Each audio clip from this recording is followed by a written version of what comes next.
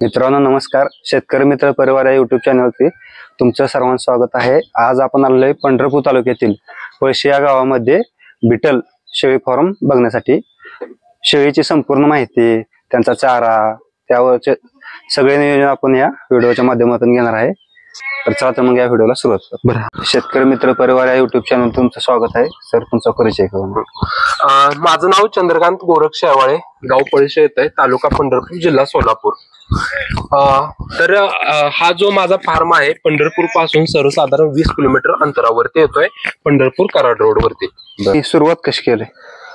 सुरुवातीला मी शेळीपालन व्यवसायामध्ये काम केलं नाही. सुरुवातीला मी पोल्ट्रीमध्ये काम करत होतो. तर बॉयलर पक्ष्यांमध्ये काम करतो. सुरुवातीला म्हणजे खाद्यही मी आणायचो, पिल्लेही मी आणायचो आणि विक्रीही मीच करत होतो. तर अशा पद्धतीने काम करत होतो. पण त्याच्यामध्ये भरपूर प्रॉब्लेम यायला लागला. जसं की पोल्ट्रीचं लिफ्टिंग रेट अनस्टेबल असतात. आपण एवढे इन्व्हेस्टमेंट केलेले, एवढा खर्च करतो, एवढं कष्ट करतो आणि त्याचा मोबदला योग्य तो मिळेना. त्याची कारण विक्रीचं रेट आपण ठरवू शकत नव्हतो. त्याच्यामुळे काय केलंय की पोल्ट्री मी बंद केली आणि त्याच्यानंतर शेळीपालन हा व्यवसाय सुरू केला. शेळीपालन हा व्यवसाय सुरू केलाय. तर शेळीपालन व्यवसाय सुरू करून 6 वर्ष झाले. तर सुरुवातीला मग मी काही माडग्या जातीच्या मेंढ्या आणल्या होत्या, उस्मानाबादी जातीच्या शेळ्या होत्या. त्याच्यामध्ये काही दिवस काम केलं आणि त्याच्यानंतर मग मी हळूहळू चेंज करत आता बिटलमध्ये काम करतोय. बरं, आता तुमच्या फार्मवर किती शेळ्या आहेत? आता सध्या माझ्या फार्मवरती लहान मोठी प्राण्यांची संख्या 50 आहे. मदर स्टॉकला सर्वसाधारण 25 शेळ्या सध्या माझ्या फार्मवरती आहेत. बर, आता मला सांगा, तुम्ही उस्मानाबाद म्हणला, उस्मानाबाद सोडून तुम्ही बिटलकडे कसं काय वळला? तर सुरुवातीला सगळ्यात शेळीपालकांनी, जे कोणी शेळीपालन हा व्यवसाय सुरू करतात, त्यांनी सुरुवातीला आपली जी उस्मानाबादी गावरान जी शेळी आहे, आपल्या वातावरणात जी सेट झालेली, त्या शेळीपासून सुरुवात करायला पाहिजे. तसंही मी त्याच जातीच्या शेळ्यापासून सुरुवात केली. पण कसं होतंय, उस्मानाबादी शेळीला कम्पेअर केलं बिटल ऍक्च्युली ही जी जात आहे ती पंजाब मधली आहे. ही हायब्रिड जातीमध्ये येते. ह्या जातीचे जे शेळ्या आहेत किंवा ही जी पिल्लं आहेत, ह्यांचं वेट गेन खूप जास्त आहे, कारण ह्या शेळ्यांना दुधाचं प्रमाण जास्त आहे. मग मी उस्मानाबादी मधून बिटलमध्ये का आलो, त्याचं कारण एकच आहे की ऍक्च्युली उस्मानाबादी फार्म पण मी बंदिस्त होता आणि बिटल पण बंदिस्त आहे. पण बिटलच्या शेळ्यांमध्ये प्रॉफिट जास्त राहत आहे कम्पेअर टू उस्मानाबादी.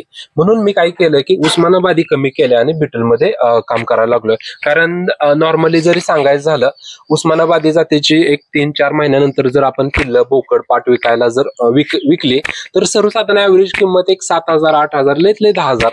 पण बिटलमध्ये जे मी आता काम करतोय त्या एका पिल्लाची किंमत 3-4 महिन्यानंतर सर्वसाधारण 15,000 पासून 20, 25, 30,000 पर्यंत किंमत राहते.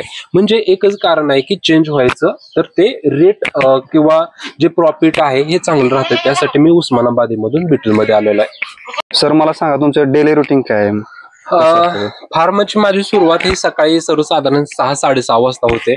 फार्मवरती आल्यानंतर सगळी साफसफाई करून घेतो. साफसफाई करून घेतल्यानंतर जी लहान करडं आहेत वगैरे ती दूध पाजायला सोडतो.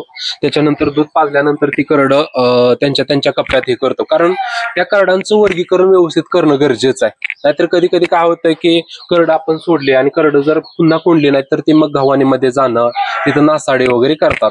तर त्यासाठी मी करडं वगैरे सगळं कोंडून घेतो, साफसफाई करतो.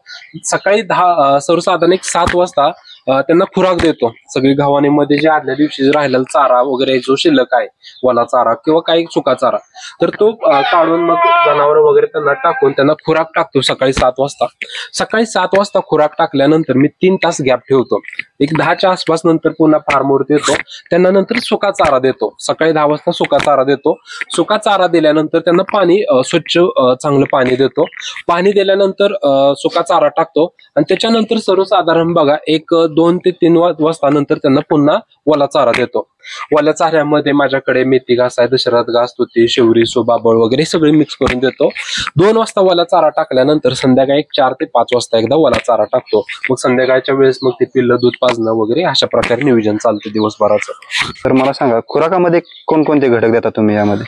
आपण जो शेळ्यांना खुराक देतो तो रेशन बॅलन्स असणं खूप महत्वाचं आहे. नाहीतर काही लोक काय करतात बघा, आता आपल्या गावामध्ये प्रत्येकाकडे 1, 2, 5, 10 शेळ्या असतात. तर ती लोक काय करतात, त्यांचं ठरलेलं आहे एकच खुराकाचा घटक, एकतर मका देणं किंवा गहू देणं, जे काय त्यांच्याकडे धान्य आहे ते एकच देतात आणि ती जास्त देतात. तर त्यावेळेस काय होतंय की शेळ्यांमध्ये ते जी प्रोडक्शन आहे, जी सायकल आहे ती व्यवस्थित चालत नाही. म्हणजे साहजिक आहे, तुम्हाला एक छोटं उदाहरण देतो. आता मी शेळीला फक्त मका दिल्यामुळे काय होणार आहे, शरीरामध्ये प्रोटीन आणि फॅटची गरज पूर्ण होणार आहे, पण अदर जे घटक लागणार ते पूर्ण होत नाहीत. तर त्यासाठी रेशन बॅलन्स केलेलं खुराक देणं गरजेचं आहे. तर त्याच्यामध्ये मी मका आहे, गहू आहे, हरभरा, सोयाबीन, खपरी, सरकी, मिनरल मिक्सर, मीठ आणि हळद या सगळ्याचं कॉम्बिनेशन केलेलं आहे आणि ते कॉम्बिनेशन करून खुराक देतोय. सुका चारा आणि ओला चाऱ्यामध्ये काय काय देता तुम्ही? आता सुक्या चाऱ्यामध्ये माझ्याकडे तुरीचं, हरभरा आणि सोयाबीन, कडबा हे 4 सुकं चारं उपलब्ध असतात. मग ते अदलून बदलून देतो. म्हणजे समजा आज तुरीचं भुसकळ दिलं तर उद्या सोयाबीनचं, नंतर कडबा, असं अदलून बदलून सुका चारा देतो. आणि वल्या चाऱ्यामध्ये माझ्याकडे मेथी घास आहे, दशरथ घास, तुती, शेवरी, सुभाबळ आहे, स्मार्ट आहे, रेड आहे, सुपर नेपियर हे सध्या आहेत. तर हे सगळं काय करतो, वल्या चाऱ्याची 2 वैरणी दुपारी किंवा संध्याकाळी किंवा दिवसातनं कधी, सकाळी करा दुपारी करा, 2 वैरणी वल्या चाऱ्याच्या आणि 1 वैरणी हे सुक्या चाऱ्याची करतोय मी. बरं, आता तुम्ही म्हणला सुका चारा तुम्ही बाहेर आणता, तर सुका चारा देण्याचं काय म्हणजे महत्व आहे काय? सुक्या चाऱ्यामध्ये काय असतं की एकतर पाण्याचं प्रमाण कमी असतं. आता वला चारा आपण शेळ्यांना देतो तर त्याच्यामध्ये काय की 80 ते 90% पाणी आहे. तर काय होतंय की छोटं तुम्हाला उदाहरण देतो, आपण ज्यावेळेस शेळीला वला चारा देतो तर त्यामध्ये 80 ते 90% जर पाणी असेल, उदाहरण घेऊया कारण एका शेळीला 4 किलोच्या आसपास वला चारा लागतो, पण आपण उदाहरण घेऊया एका शेळीला 1 किलो आपण वला चारा दिला, तर त्या वल्या चाऱ्यामध्ये 800 ते 900 ग्रॅम ते पाणी बाहेर पडत असतं, लघवी वाटे, लेंडी वाटे.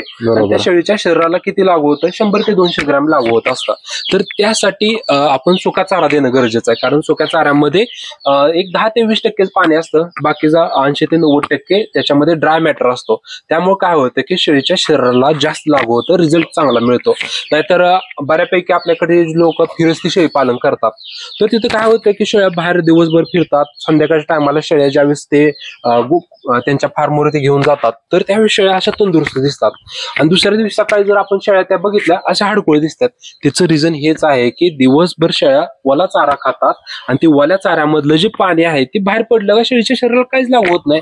तर त्यासाठी तुम्ही काय करायला पाहिजे, त्यासाठी सुका चारा तुम्ही एक टाइम कमीत कमी देणं गरजेचं आहे. तर सुका चारा किती द्यायला पाहिजे, सुका चारा हा शेळीच्या वजनाच्या 2% द्यायला पाहिजे. म्हणजे 50 किलोची जर शेळी असेल तर 50 किलोच्या शेळीला तुम्ही सुका चारा किती द्यायला पाहिजे, सर्वसाधारण कमीत कमी 1 किलो द्यायला पाहिजे. त्याच्यामुळे काय होतं की ड्राय मॅटरचं प्रमाण वाढतं. त्याच्यामुळे सुका चाऱ्यामध्ये सुका चारा दिल्यानंतर शेळ्या पाणीही जास्त पितात आणि सुका चारा दिल्यामुळे शेळ्यांच्या पोटामध्ये जे पचन करणारे जे मायक्रोफ्लोरा जे घटक आहेत, सूक्ष्म जीवन आहेत, त्यांची वाढ होते, पचन चांगलं होतं. तर त्यासाठी तुम्ही कमीत कमी 2% सुका चारा द्यायला पाहिजे. आणि शेळीच्या दुसरा तर तुम्हाला प्रश्न पडला असेल की मी टक्केवारीमध्ये तुम्हाला सांगतोय, तर वला चारा किती द्यायला पाहिजे, शेळीच्या वजनाच्या सर्वसाधारण 7 ते 8% वला चारा द्यायला पाहिजे. म्हणजे 50 किलोची जर शेळी असेल तर 50 किलोच्या शेळीला तुम्ही वला चारा सर्वसाधारण 4 ते 5 किलोच्या आसपास द्यायला पाहिजे. आणि खुराक किती टक्के द्यायला पाहिजे, तर खुराक हा शेळीच्या वजनाच्या 0.5%. 50 किलोची शेळी असेल तर सर्वसाधारण 250 ग्रॅम तुम्ही खुराक देणं गरजेचं आहे. बरं, आता गॅप देण्याचं काय कारण आहे? गॅप देण्याचं म्हणजे काय की शेळ्यांना 4 पोट असतात. आता माणसांना 1 पोट असतं, त्यामुळे माणूस काय करतो, जो अन्न खाल्लेलं खातो आणि त्याच्यानंतर ते रवंत वगैरे काय करत नाही, ते पचन होतं. पण शेळ्यांचं कसं असतं की शेळ्यांना 4 पोट असतात, कोटे पोट, जाळे पोट, पडदे पोट आणि जठर. शेळ्या काय करतात, आपण ज्यावेळेस सुका चारा, वला चारा खुराक टाकतो त्यावेळेस ते पच टाइम मध्ये जो खाल्लेला जो चारा आहे तर तो पुन्हा तोंडामध्ये येतो आणि त्याच्यानंतर त्याचे बारके तुकडे करतात आणि त्याच्यानंतर पोटामध्ये जातात. म्हणजे सांगण्याचा उद्देश एकच आहे की आपण कंटिन्यू जर शेळ्यांना रेस्ट टाइम न देता जर चारा दिला तर ते पचन करायला त्यांना टाइमच भेटणार नाही. मग आपल्याला काय वाटतंय की आपण भरपूर चारा दिला त्यांना, पण त्यांना तो पचन होणार नाही कारण रेस्ट टाइम त्यांना भेटत नसतो. तर त्यासाठी कोणतेही प्राणी असू द्या, त्यांना आपण काय करायला पाहिजे, जो चारा देतो त्याच्यानंतर सर्वसाधारण 3 ते 4 तास तुम्ही गॅप ठेवणं गरजेचं आहे. तर गॅप ठेवल्यामुळे काय होतं की ते सगळं पचन वगैरे व्यवस्थित होतं, त्यासाठी गॅप ठेवलेला आहे. बिटल शेळी ओळखायची कशी? तर बघा, सुरुवातीला मी असं म्हणेन की सुरुवातीला जे नवीन शेळी पालक आहेत तर त्यांनी बिटलमध्ये किंवा जे हायब्रिड जातीमध्ये काम न करता आपल्या लोकल ब्रीडच्या ज्या शेळ्या आहेत उस्मानाबादीमध्ये काम करायला पाहिजे. आता आपल्याला प्रश्न पडतो तर म्हणजे बिटल शेळी कशी ओळखायची आणि कोणकोणते गुणधर्म बिटल शेळीमध्ये आहेत. तर बघा, सगळ्यात पहिल्यांदा म्हणजे आपण शेळीच्या कानाची लेंथ बघितली जाते, म्हणजे कानाची लांबी. बिटल शेळीचे कान सर्वसाधारण बघा, सर्वसाधारण 14 इंचापासून ते 18 ते 20 इंचापर्यंत कानाची लांबी असते. त्याच्यानंतर शेळीचा जो रोमन नोज आहे, कर्व आकाराचं नाक, हे जे तुम्हाला दिसते कर्व आकाराचं नाक असतं. त्याच्यानंतर शेळीचे जे शिंग आहेत तर शिंग मागे वळलेले असतात. त्याच्यानंतर त्या शेळीची लांबी आहे, रुंदी आहे, उंची. त्याच्यानंतर नॉर्मली आपण जे अदर जातीमध्ये जे बघतो, पोटाचा आकार पाहिजे, चकाकी पाहिजे, अशा प्रकारची लक्षणं आपण बघून शेळीची खरेदी करायला पाहिजे. म्हणजे थोडक्यात सांगता येईल की त्या शेळीची कानाची लांबी, रुंदी, उंची बघून आपण बिटल शेळी खरेदी करायला पाहिजे. आता ही जी जात आहे ही पंजाब मधली आहे. पाकिस्तान मधील काही भाग आणि पंजाब मधील काही भागामध्ये ही शेळी आढळते. आता ह्या शेळीचं जर वैशिष्ट्य सांगायचं झालं म्हणजे उस्मानाबादी शेळी सोडून आपण ह्याच शेळीमध्ये का काम करायचं किंवा मी का काम करतोय, तर बघा ह्या शेळ्यांना हे दुधाचं प्रमाण जास्त आहे. ऍक्च्युली ही शेळी असताना शांत भरपूर आहे, शांत आहे, म्हणजे मारामारी वगैरे करत नाही, त्याच्यामुळे गर्भपात तर होतच नाही. त्याच्यानंतर ह्या शेळ्यांना दुधाचं प्रमाण जास्त आहे. शेळीला दुधाचं प्रमाण जास्त असल्यामुळे काय होतंय की दूध पिल्यामुळं त्या पिल्लाचं वजन वाढ जास्त होत आहे. त्याच्यामुळे काय होतंय की आपण बिटल शेळी हे पाळणं गरजेचं आहे. वेट गेन जास्त आहे, दुधाचं प्रमाण जास्त आहे, शांत शेळी आहे आणि बंदिस्त फार्मसाठी ही शेळी जी योग्य आहे, रिझल्ट चांगला मिळतो, तर त्यासाठी बिटल शेळी पाळणं गरजेचं आहे. बिटल जातीच्या बोकडाविषयी थोडी माहिती करून द्या आम्हाला. आपल्या फार्मवरचा बोकड हा 50% मानला जातो, कारण जे पिल्ल आपल्याकडचे म्हणजे होतात तर त्या पिल्लांमध्ये बोकडाचं जे गुणवैशिष्ट्य आहे ते 50% येतात आणि शेळीचे गुणवैशिष्ट्य 50% येतात. त्यासाठी बोकड क्वालिटीचं असणं गरजेचं आहे. आपण ज्याही कोणत्याही जातीमध्ये काम करू द्या, तो बोकड चांगला पाहिजे. आता मी बिटलमध्ये काम करतोय तर बिटलचे चांगल्या क्वालिटीच्या शेळ्या आहेत, तर त्यासाठी बोकडही चांगल्या क्वालिटीचं आहे. तर बोकड खरेदी करताना बोकडाच्या कानाची लांबी चांगली असायला पाहिजे. ह्या बोकडाच्या कानाची लांबी 18 इंच आहे. त्याच्यानंतर ही कर्व आकाराचं तुम्ही नाक बघू शकताय. त्याच्यानंतर ही शिंग मागे वळलेली आणि बोकडाची उंची ही 44 इंच आहे. तर अशा प्रकारचा लांबीला, रुंदीला, उंचीला, कानाची लांबी, शिंग मागे वळलेली, रोमन नोज, अशा प्रकारची क्वालिटी बघून तुम्ही बोकड घेणं गरजेचं आहे. आता ह्या बोकडाची वजन हे सर्वसाधारण 95 किलो बोकडाचं वजन आहे. हा बोकड मी 1 लाख रुपयाला खरेदी केला होता. यामध्ये औषधाचं नियोजन कसं असं पाहिजे? शेळी पालन व्यवसायामध्ये सगळ्यात अवघड म्हणता येईल किंवा ह्या विषयाकडे भरपूर लोकांचं दुर्लक्ष असतं, तर ते म्हणजे लसीकरण. लसीकरण आणि जंतनाशक. भरपूर लोक लसीकरण आणि जंतनाशक करत नाहीत. त्याच्यामुळे काय होतं की साथीचा रोग येतो आणि त्याच्यानंतर त्यांच्याकडच्या शेळ्यांचा लॉटचा लॉट त्यांची मृत्यू होते. तर त्यासाठी लसीकरण करणं गरजेचं आहे. त्याच्यामध्ये ठरलेल्या मोजक्या 4 लसी येत्या बरं का. आंतरविषार जे आहे त्याला इंग्लिशमध्ये एन्ड्रोटॉक्झाइम म्हणतात, ते आपण पावसाळ्यामध्ये लसीकरण करणं गरजेचं आहे. FMD म्हणजे फूट अँड माउथ डिसीज, लाळ्या खुरकत त्याला म्हणतात, ते हिवाळ्यामध्ये करणं गरजेचं आहे. म्हणजे जानेवारीमध्ये एकदा आणि जुलै ते ऑगस्ट मध्ये, म्हणजे वर्षातून 2 वेळा आपण FMDचं वॅक्सिन करणं गरजेचं आहे. आणि शेळ्यांमध्ये सगळ्यात घातक आजार तर तो म्हणजे PPR. त्याला पेस्ट डिसपेटिस ऑफ रुमिनंट असं म्हणतात, त्याला मराठीमध्ये बुळकांडी म्हणतात. तर बुळकांडी हा आजार भयानक आहे. ह्याच्यामध्ये 80 ते 90% मृत्यू होते. तर त्यासाठी लसीकरण करायला पाहिजे. PPRचं लसीकरण कधी करायला पाहिजे?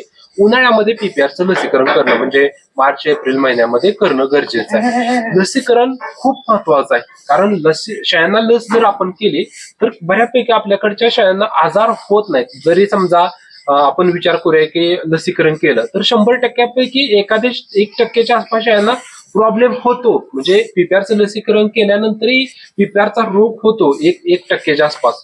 पण आपण नॉर्मल किरकोळ अँटीबायोटिक वगैरे दिल्यानंतर तो आजार कंट्रोल होऊ शकतो. पण आपण लसीकरण जर नाही केलं तर त्याच्यामध्ये 80 ते 90% मृत्यू होते. आता हे लसीकरण महत्वाचं आहे, तर त्याच्या सोबतच महत्वाचं आहे तर ते म्हणजे जंतनाशक. कारण आपण चांगला चारा देतोय, खुराक देतोय, टॉनिक देतोय. आपल्याला काय वाटतंय की टॉनिक वगैरे दिल्यामुळे काय होईल की शेळ्यांचं वजन वाढ वगैरे चांगलं होईल. पण एक गोष्ट लक्षात घ्या की शेळीच्या पोटामध्ये जंत आहेत आणि आपण चांगला चारा खुराक देतोय तर रिझल्ट मिळणार नाही. तर त्यासाठी आपण काय करायला पाहिजे? पोटामध्ये जंत मारणं गरजेचं आहे. मोठ्या शेळ्यांना प्रत्येक 3 महिन्यातून एकदा तुम्ही जंतनाशक करायला पाहिजे. लहान करडांना प्रत्येक महिन्यातून एकदा तुम्ही जंतनाशक करणं गरजेचं आहे. तरच तुम्हाला रिझल्ट ह्या व्यवसायातून चांगला मिळणार आहे. तर लसीकरण आणि जंतनाशक केल्यानंतर बऱ्यापैकी आजार प्रॉब्लेम वगैरे होत नाही आणि रिझल्ट चांगला मिळतो. जसं की वजन वाढ आहे, त्यांचं उत्पन्न हे सगळं व्यवस्थित होतं. त्याच्यानंतरही रोग होतात, जसे की वातावरणामध्ये चेंज झाल्यानंतर सर्दी, ताप, जुलाब, पोटफुगी हे किरकोळ आहे. हे तो आपण थोडं औषध वगैरे दिल्यानंतर कव्हर होतं, पण ह्याच्यामध्ये रिस्क जास्त नाही. तर लसीकरण करणं महत्वाचं आहे. मला एवढ्या शेळ्यांमागे किती प्रॉफिट राहतं? आता माझ्याकडे मदर स्टॉकला 25 बिटलच्या शेळ्या आहेत. तर काही शेळ्यांना 1 पिल्ल झाली, काही शेळ्यांना 2 पिल्ल झाली. तर 25 शेळ्यांमागे मला मागच्या वेताच तुम्हाला सांगतोय, मागच्या वेताला माझ्याकडे 40 पिल्ल झाले होते. माझ्याकडे मरतूक 0% झाली होती. मागच्या वेताला 40 पिल्ल झाली होती. ऍव्हरेज पिल्लांची विक्री मी 15,000ला विकलेत, काही 20ला विकलेत, काही 30ला विकलेत, काही 40ला विकलेत. तर माझ्याकडे ऍव्हरेज हे 20,000 एका पिल्लाला पडलेलं आहे. तर 40 पिल्लांची विक्री केली. माझ्याकडे एका वेताला 8 लाख रुपयाची विक्री झालेली आहे. तर शेळी पालन व्यवसायामध्ये 8 महिन्याचं 1 वेत असतं, 16 महिन्याची 2 वेत असतात.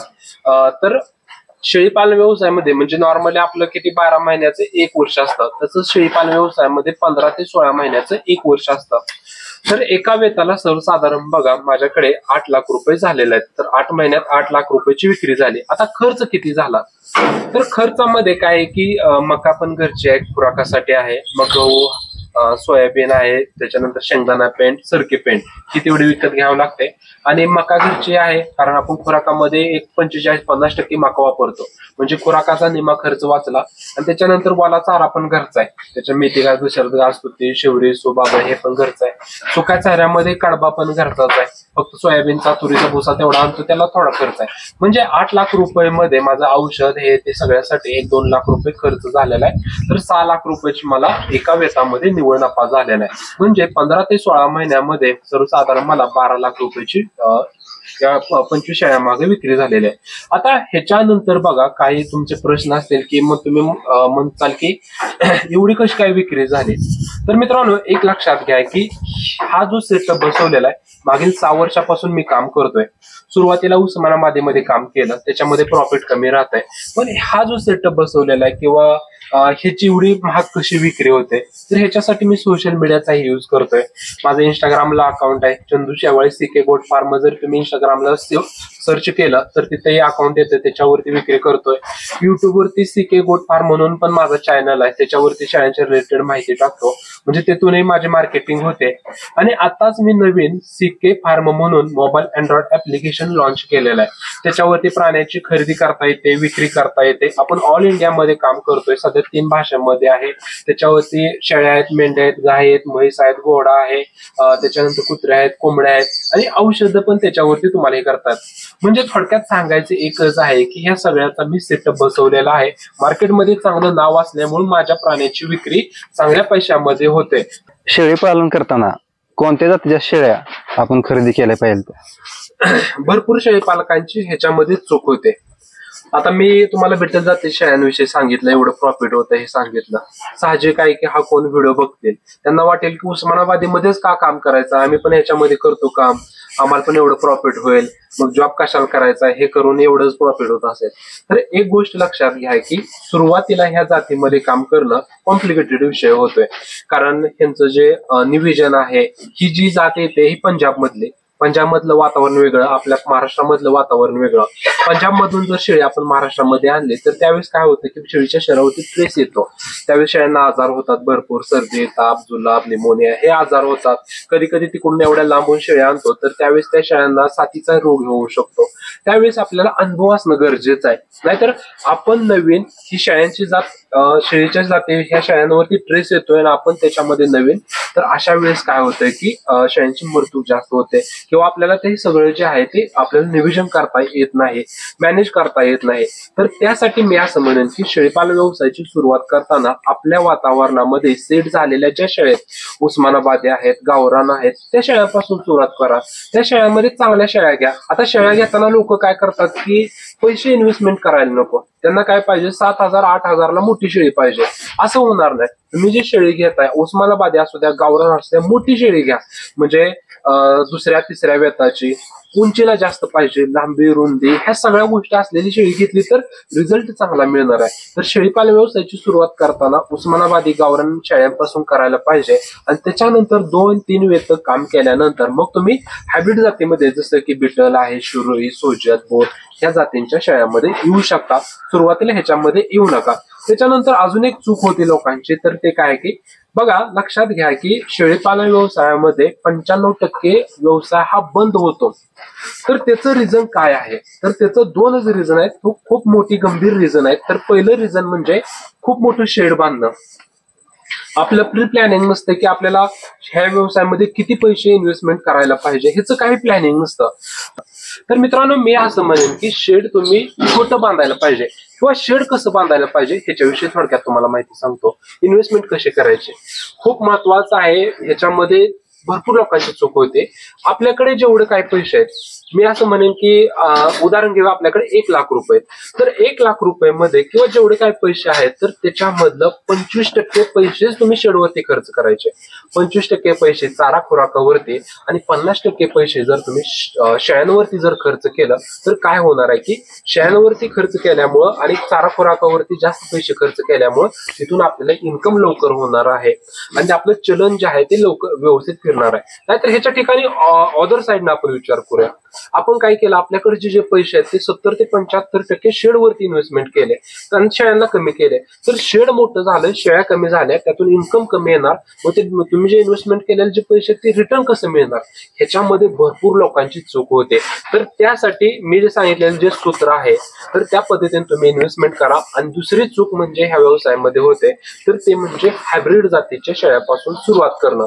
जसं की मी माझ्याकडे शेळ्यात बिटल, शिरोई, सोजत ह्या जातीच्या शेळ्यांपासून सुरुवात करणं, मग ह्याचं मॅनेजमेंट जमत नाही. ह्या शेळ्यांच्या किमती जास्त आहेत, 25, 30, 40 हजारापर्यंत किमती आहेत. तर एवढ्या महागड्या शेळ्या आणायच्या आणि त्याच्यानंतर साथीचा रोग झाला तर त्याच्यामध्ये मरतूक होते भरपूर. तर त्यासाठी शेळ्या हे आपल्या वातावरणात सेट झालेल्या घ्या आणि शेळीवरती इन्व्हेस्टमेंट जास्त करू नका. तर तुम्हाला असं जर पद्धतीने केलं तर तुम्हाला ह्या व्यवसायातून चांगला फायदा होतो आणि तुमचा फार्म यशस्वी होतो. शेळीपालन करणाऱ्या तरुणांना तुम्ही काय शेवटचा सल्ला द्याल? शेळीपालन व्यवसाय चांगला आहे, पण ह्या व्यवसायामध्ये चुकीच्या पद्धतीने जर तुम्ही इन्व्हेस्टमेंट केले, चुकीची जात जर ही तुम्ही घेऊन जर सुरुवात केली आणि कष्ट करायची जर तुमची तयारी नसेल, नाहीतर भरपूर लोकांचं काय असतंय की व्यवसाय करायचा आहे पण कष्ट करायचं नाही, त्यांना घाण वाटते. तर असं जर वाटत असेल तर हा व्यवसाय यशस्वी होणार नाही. तर ह्याच्यामध्ये तुम्हाला शेवटचा मी सल्ला देईन की तुम्हाला प्रामाणिकपणे कष्ट ह्या व्यवसायामध्ये करायला पाहिजे.